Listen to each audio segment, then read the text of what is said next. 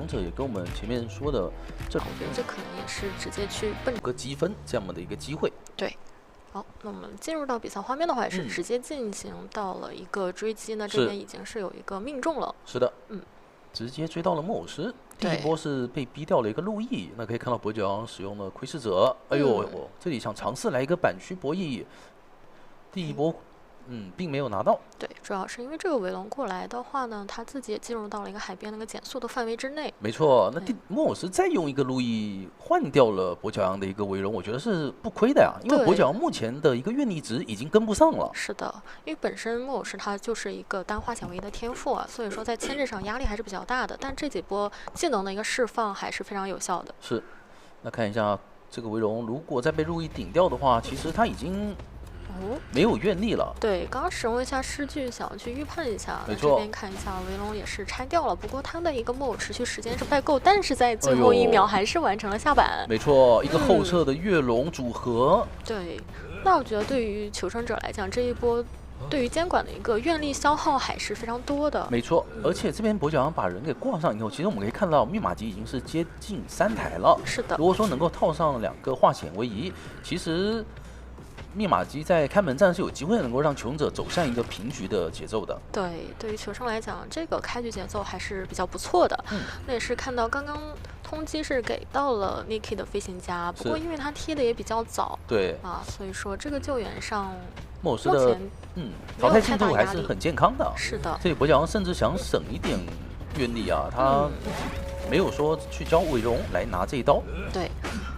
對於木偶師來講的話，也沒有說想去多去牽制了，盡量說就直接吃到一波傷害，倒到海邊，讓你掛的久一點點。沒錯，那這樣的話，大船上飛行家的密碼機並沒有破譯成功啊，必須要大副先去把那台遺產破開嗎？但我們看小窗的話，其實大副還是沒有選擇去多去破譯啊，因為主要以時間上來講，如果他真的破譯完成再過來救援的話，會被攔截到。哎呦，而且還剛好被通緝到了。如果說你提前在上面被攔截的話，那我覺得是會非常難受的啊。對。那大副這波沒有貪密碼機，也確實讓他成功卡到了近點。對，因為我覺得以開局的牽制節奏來講，對於求生來講，我要保穩為主，而不是說要打得太激進。我第2段表也成功搖到啊，那這裡。其實已經是耗掉了比較多的尾龍了。是的，那現在看一下椅子面前的這一波手椅博弈，還是成功打到大副身上，但是沒有尾龍，所以大副只掉了1/4的狀態。是的，那這樣等這個木偶師去完成淘汰的話，其實整體密碼機的進度我們看到是差不多要夠了的。對，而且2位救人位的話，他們其實都沒有損失特別多的狀態啊，是非常能接受的一個節奏。那現在跛腳羊考慮要交尾龍嗎？還是沒有考慮？對，選擇直接舉回去的話，那其實密碼機是有機會能壓好的。基本上是要夠了。看一下求生者要不要來騙一下他的底牌，騙出跛腳羊最後的這個傳送。好像想騙成功了，給騙到了。那這樣的話，開門戰監管是沒有技能了。是的，而且願力值其實在這個位置，他只能管大門，但是處理拉隊員的速度非常的快。是的，一個尾龍加普通攻擊直接打倒，馬上就會到椅子上，而且這邊監管還可以把你往大門的方向去牽一牽啊。沒錯，但是我們可以看到求生者反應也非常快，他們並沒有人點大門，全部都在往小門的方向靠。對，那這一波還得交尾龍去排一下大門附近的耳鳴。是的，就主要最關鍵的還是在密碼機破譯完成之前啊，把監管這邊的一手最終的技能給騙到了。對，所以說就算拉拉隊員這邊整體的牽制時間沒有拉得很長，但還是能夠保證他們去完成這個平局的。是的，是的。感覺在對局的一個節奏來說啊，還是偏向於求生者嘛。他們雖然說沒有讓4個人都能夠撐到開門戰的一個通電狀態，但是其實他們對於密碼機的把握是上一把的一個賽後數據呢。歌劇演員他是沒有那麼害怕弓箭手。如果說選傳下，那麼攜帶化險為夷的魔術師。我們來看一下這裡開局的人是選擇原地先蹲下。沒錯，那這裡一個窺視者並沒有排到，那可能要裝雙重驚喜了。雙重驚喜找到守門人意識到自己被找到了。是的，那這個下場的位置其實離監管者還是比較近的。是的，跟上還可以再上一個驚嚇標記。哦呦，繞場謝幕，很快就拿到了第一波的一個狀態。是的。是這一波的一個攻擊命中速度還是非常快的。那這樣的話，守門人他後續的牽制壓力會比較大。是的，特別是等到文森特這邊張皇開出了自己的1階段，有了空中飛人以後，那麼追擊速度又會變得更快了。一個双重驚喜，上了2個驚嚇標記，再上2顆，可能馬上就要倒地了。哇！1台半的密碼機，是的，這裡守墓人上椅，雖然說外面確實是還有2個化繭位啊，但是對於文森特來講，他想攔截的方位其實還是挺舒服的。對，以及說掛的這個椅子位置，其實對於守墓人，他就算被救下來之後，整體的牽制空間也基本上沒有了。這裡是釋放了一個雙驚喜，然後指到了魔術師的一個具體位置。是的，這個點被沉默住了，所以魔術師釋放不了自己的魔術棒，又粘到了一下。這邊可能救不下來，沒有救下來。是的，而且這邊。他主要是前面被焰火舞台給黏住了，沉默之中沒法釋放自己的道具，所以他整體的一個魔術棒釋放的時間已經比較晚了，然後那時候他的狀態已經很差了。他哪怕有一個受傷加速能夠到椅子面前了，但其實文森特他是能夠知道你的一個具體動向的。是的，這裡再放一個窥視者，又會提前攔到要來救援的人，而且這一波的話，我覺得以淘汰進度來講，已經會比較極限了。所以說求生者這邊派出了2個人，沒錯。但是這一波來的話，畢竟大副在椅子上還是能夠比較能夠堅持的，所以交了一個路易，讓自己的移動速度也快一點。哎呦，還是成功救援了下來。是，那這一波看能不能打一個雙倒啊？沒錯，成功打到了莫斯的雙倒。因为现在这个节奏对于文森特来講就已經是非常優勢了。是的，而且守門人那邊其實也不太能走遠，因為他剛才下以後是第一時間交出了自己的鏟子，導致自己的道具進入了 CD。那可以看到外圍魔術師跟弓箭手已經進行了一波調整啊，是讓自己回到了一個滿狀態的情況。對，但現在對於文森特來講，他淘汰掉守門人以後，可以馬上回去再把這個莫師給掛上的。是的，這邊看一下，要不要利用雙驚喜來排下人呢？哎，不用排，已經看到了弓箭手的位置。對，他這一波其實選擇很多啊，甚至直接去追弓箭手都行。先放一個窺視者，讓你莫師沒能夠那麼快交出自己的絕處逢生。一個秘弩。雙驚喜，直接3顆驚嚇標記。這邊已經把狀態給打下來了，那這樣其實是可以回。哎，龍骨弓也空了，那這趁你現在道具全空，肯定是要打倒你的。我現在可以不要莫師了，我把弓箭手擊倒掛上，也同樣對於監管來講是非常優勢的。因為那邊地上是有窺視者的，你莫師起來，那麼就意味着他一定是交出了自己的絕處逢生。我這一波把弓箭手掛上，然後再去打你的莫師，甚至這邊是不打算掛了，選擇底牌。把窺視者切成了移形，那這一波莫師如果倒了，他甚至都可以不用管他的。不好在他在這個焰火舞台黏住他之前是交出了自己的路易，所以這邊能稍微拖一點點的。沒錯，哇，飛輪。其實出色的牽制啊！飛輪去頂掉第3顆焰火舞台的驚嚇標記，這種情況還是比較少的，因為它是很有可能會被沉默住的。那就看一下文森特這一波回頭能否去找到弓箭手的位置，好像是已經看到了魔術師以及弓箭手。其實他都已經知道，主要還是莫師那邊絕處逢生交到了，所以說他完全不用管這個人。一個反向的預判，成功預判到了魔術師的位置。還差一個乾冰舞台，一個繞場謝幕，拿到了狀態。哦呦，又一個雙球。而且這邊魔術師是第2次上椅了。是的。另外一邊莫師還沒有辦法。你這一邊去摸它是不好摸起來的，畢竟這邊帶了張狂的。所以說它整體的一個進度會比較慢，而且你現在就算勉強摸好的話，2個人都在追擊範圍之內，連椅子都不太好接。雙重驚喜還有一段，看一下拉過來，先騙出了路易。那趁你路易快結束之前能打嗎？想嘗試一下恐懼震懾，救不下來啊，還是打到了。是的，那這樣的話，文森特也是完成了一把4抓。那麼這樣或者說他在手完以後續的熟練度如何啊？對吧？你說，其實現在看起來，我覺得野人會更一個方向進行一個追擊。他是繞過了一些人，想往鬼屋的方向，還是想回頭偷襲呢？沒有，他是想偷襲鬼屋吧？應該是。這邊因為沒有視野啊，所以第一時間也不會去釋放這個圍容。如果只是用來趕路的話，其實對他來講是虧的。前期跛腳羊反而是可以去進行一個肉身趕入，這樣可以攢一下自己的一個願力值。能看到他最終的一個追擊目標還是飛行家。反正尖叫廢墟那邊他放了一個窺視者啊，他就破譯而已。哎呦，這裡好準的一個圍龍啊！對，我覺得這個圍龍放得太突然了，所以對於飛行家來講，他那個噴氣背包釋放的點位沒有那麼的理想，角度也不是特別好。是的，這裡一個8字走位，感覺有機會處理掉了，因為噴氣背包的 CD 還沒好。飛行家使用了一個飛輪懸停以後，噴氣背包仍然沒有續出 CD。他對。在原地被擊倒的非常快呀，對，那這樣的話，文森特節奏就很好了，因為他開局是又干擾到了野人，又干擾到了空軍。空軍那邊必須要拆掉窺視者才可以，一個窺視者才能進行破譯嘛，所以等於說他浪費了20%的密碼機的時間在那個窺視者上面。他現在再往橋上布置一個窺視者，看一下野人這一波來救援，應該是能夠被發現的。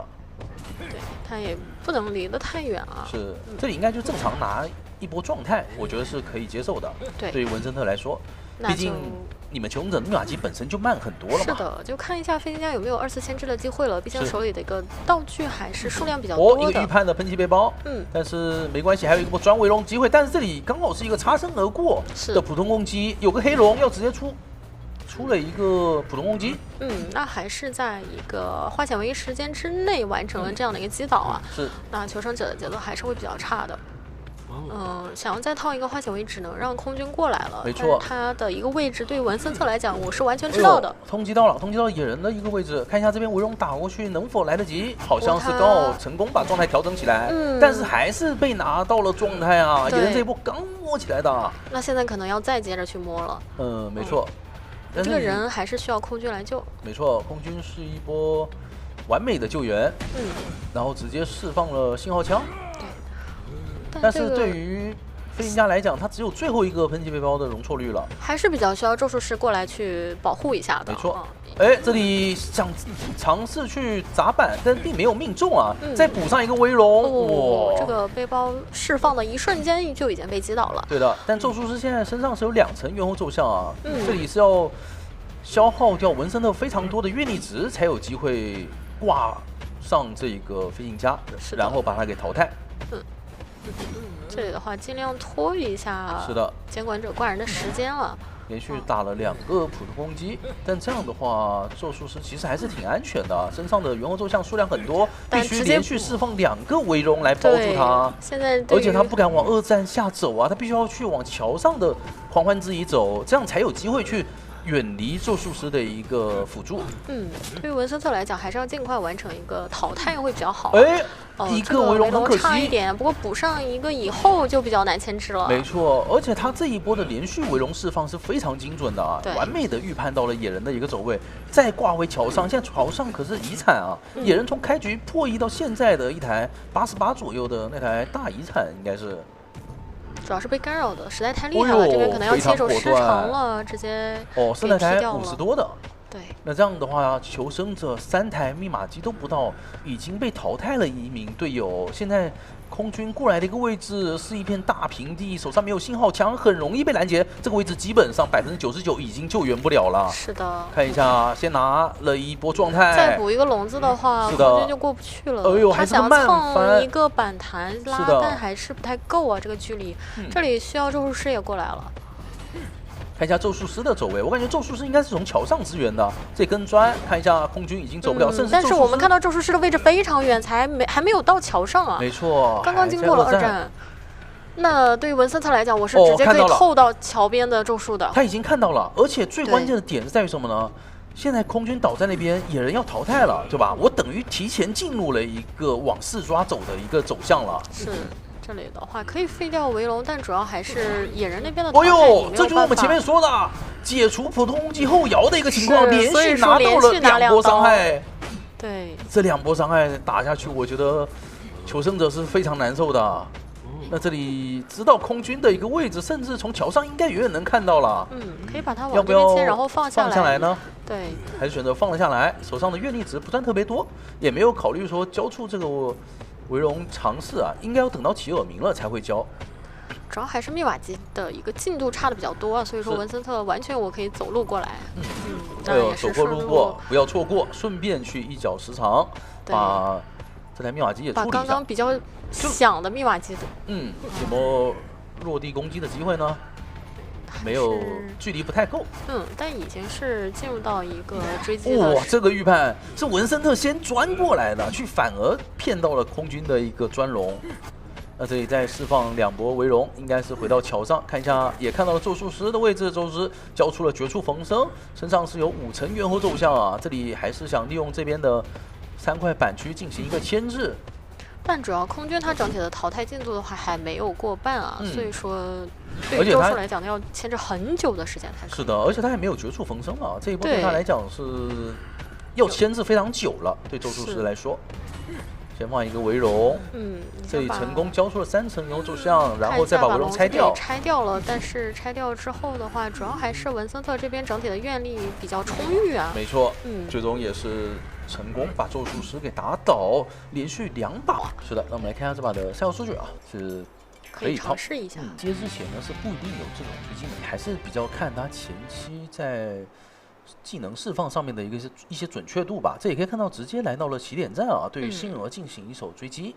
那能看到星兒手裡是有半顆球的，所以說前期來講的話，也不太害怕你把我架在這個位置。沒錯，這邊先拋閃，然後嘗試去減緩星兒的一個移動速度，然後這裡想在板區進行一個博弈，但這裡一個蓄力的普通攻擊，但是可以看到星兒是一波拉球規避掉了，但是還是命中了橄欖球的 CD 沒有能夠讓他進入下一塊板區。對，主要第一波拉球的一個進度比較少啊，那這樣的話也是提前攔到了你想要去往板區轉的一個想法。這裡的話要自己再去蹭一個彈射。沒錯，那這個彈射也是可以成功讓自己進入下一塊板區啊。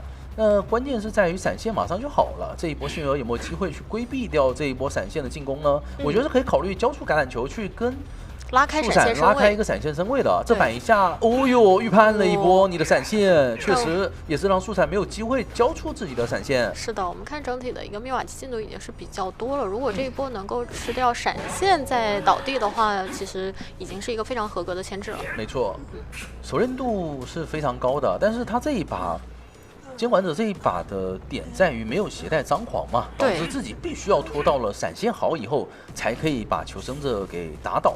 那這樣的話，外面的求生者呢，他是瘋狂的在進行一個破譯的，對，根本不會被干擾到。那我們可以看到這邊桃花大師是使用了一手逃脫術，把隊友給換到了鬼屋裡面的這張狂歡之椅。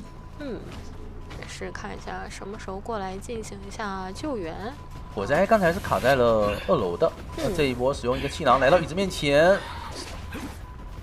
是一波命中狀態的削減以後救了下來。對，那這一波氣囊也沒有是選擇收回，對，沒有回收。那現在上到2樓的話，其實還是有機會能夠多拖一點時間的。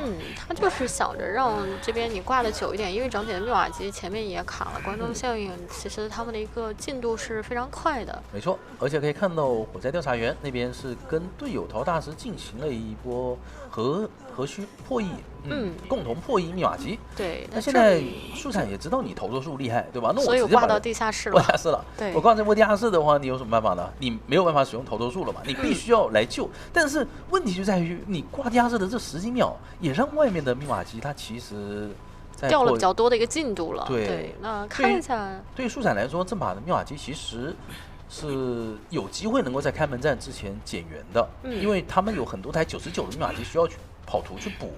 哎呦，這邊打了一個落地攻擊啊！再來一個摇铃，哦呦，還是成功的救援了下來。是的，那相當于帮信源扛了一下。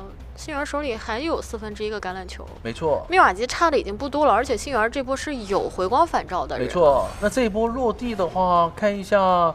直接交了橄欖球，那密碼機96、97、98沒有打到99，要壓好了。是的，已經馬上可以完成破譯，蓄力攻擊。那這樣吃到回光返照的效果，大家全都是一個滿狀態啊。那是的，头头大師就讓他在地上自愈可以了。這裡用一個攝魂狀態跟上，看一下，哇，還想嘗試板區博弈。是的，主要手裡的一個技能也沒好，沒有辦法完成快速擊倒。感覺也不能把閃現給交了。是的，你交了這個閃現，還得管門呢。你一會兒就沒有辦法去管住門口了。是，但也是不交技能的一个後果，就是這邊確實被 Niki 博弈了非常久的一個時間啊。那等你把它牽起氣球的話，其實其他隊友也都已經走掉了。沒錯，那也確實可以看到兩個門都已經成功的打開。對，桃豆大師還有一點點的身位呀。應該也是可以出門了。那邊底牌雖然說省了下來，但門口但是這個球其實有點把桃豆大師給擋住了。是，應該是放的時機沒有，應該是落地以後，然後由速閃先拿到了一個85，以氣象配了。對，因為確實我覺得。